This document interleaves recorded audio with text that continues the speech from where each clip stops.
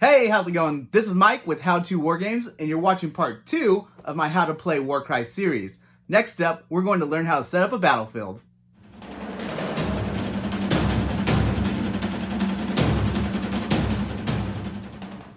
Alright, now that we got all that out of the way, we can start taking the necessary steps to set up our battlefield.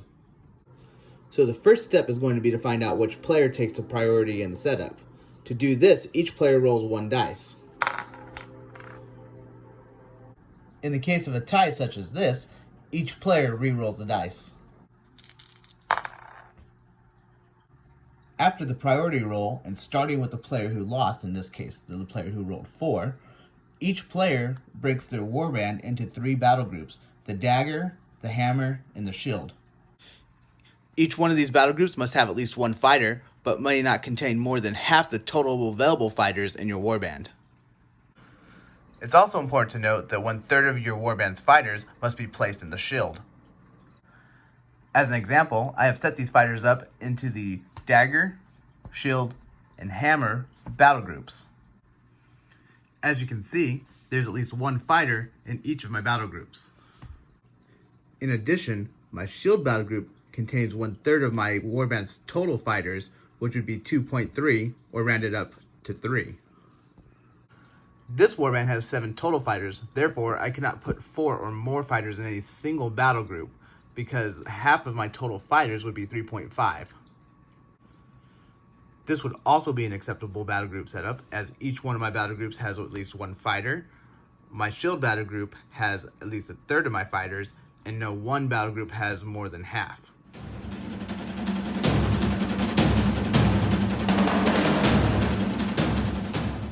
Each Warcry battle is randomly generated through these 4 battle plan cards: Terrain, Objective, Victory Conditions, and Twist. So make sure that you shuffle these in between games. Now the player who won the priority roll will deal 1 card from each of these decks. It's important to note that this is done after all fighters have been assigned to the respective battle groups. Okay, now that we've pulled a card from each one of the decks, we can begin to set up the battlefield.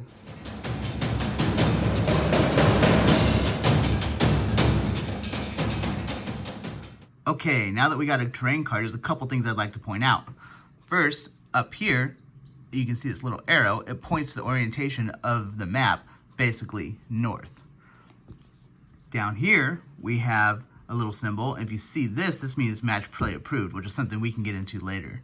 Also, if you look right here, this little gray line that runs under this little head statue here, if you zoom out here on the map, you can see that that's it as well. This just helps you place terrain a little bit easier. Okay, so let's set it up then.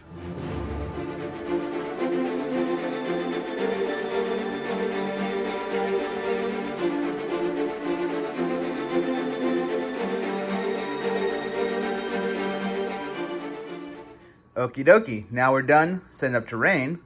As you can see here, it may not be perfect, but it's going to get the job done. And next, we look at deploying our fighters.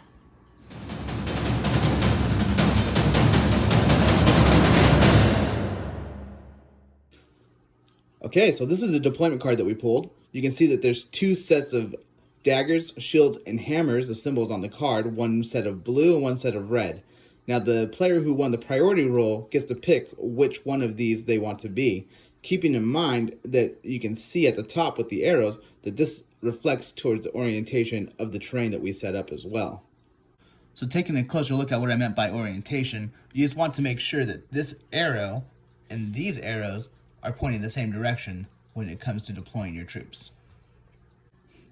Alright, so there is an order of operations that comes with deployment. Starting with the player who won the priority roll, you deploy in the following order. It's going to be dagger, shield, then hammer. But you will take turns with the opposing player. So the priority roll winner will deploy their dagger, then the other player will deploy their dagger, and so on. For this demonstration, we're going to say that we won the priority roll and we chose red. So the first battle group that we're supposed to deploy is the dagger. But as you can see, the dagger for us has round 2, which means they will not come into round 2. But when they do, they will come in the top right corner, which will be there. So now we're going to assume that our opponent placed their dagger, and it is now our turn to place our shield, which is going to go 8 inches on the left center line, around here. So this is what it looks like after I've deployed my shield battle group.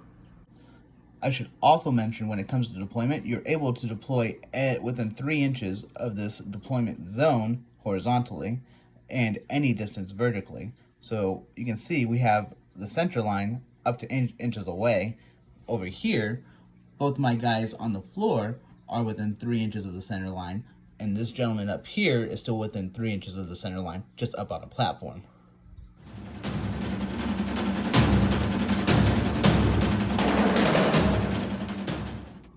So now that we've completed deployment, let's take a look at the victory and twist cards.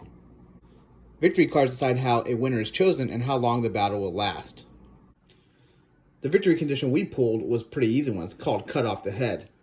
A player wins the battle as soon as their opponent leader is taken down. At the end of the 4th battle round, and each round after that, any leaders within 4 inches of the battlefield edge immediately count as being taken down.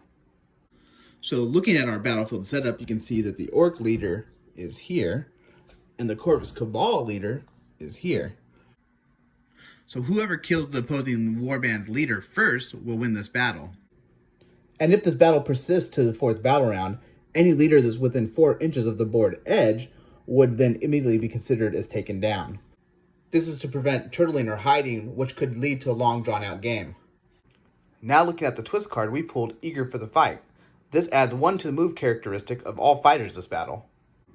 This is another pretty easy one, as it would make the movement of the fighters a little bit quicker during the battle, such as bringing the Shadow Piercer to 6 and this Brute Boss to 4. And that just about sums up how to set up a battle.